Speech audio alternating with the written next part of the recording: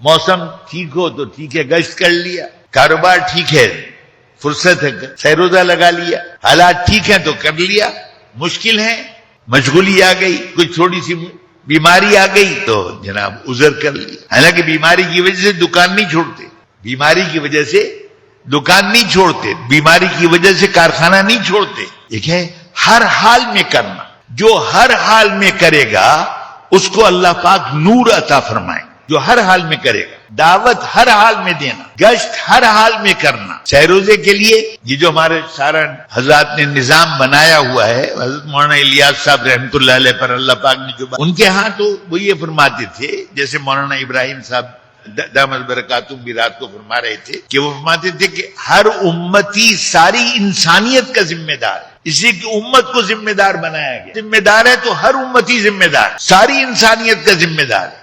اور جب ہر امتی ساری انسانیت کا ذمہ دار ہوگا تو ساری امت ہر امتی کی ذمہ دار ہے۔ میں مثال کے طور پہ بات کروں، 10 آدمی ہیں، 10 میں سے ہر ایک یہ سمجھتا ہے کہ 9 کی خدمت مجھے کرنی ہے، تو ہر ایک کو کتنے خادم ملیں گے؟ کیا خیال ہے آپ کا؟ 10 میں سے ہر ایک یہ سمجھتا ہے، میں اس لیے پوچھ رہا ہوں کہ بھی ساتھ بھی چل رہے ہیں ہم، میں کہیں اور آپ کہیں اور۔ 10 میں سے ہر آدمی یہ سمجھتا ہے کہ میرے 9 کی خدمت مجھے کرنی ہے، تو ہر ایک کے خادم کتنے ہوں گے؟ 9 خادم ہوں گے۔ اور اگر ہر ایک آدمی یہ سمجھتا ہے کہ ان 9 کو میری خدمت کرنی ہے تو ہر ایک کو کتنے خادم ملیں گے؟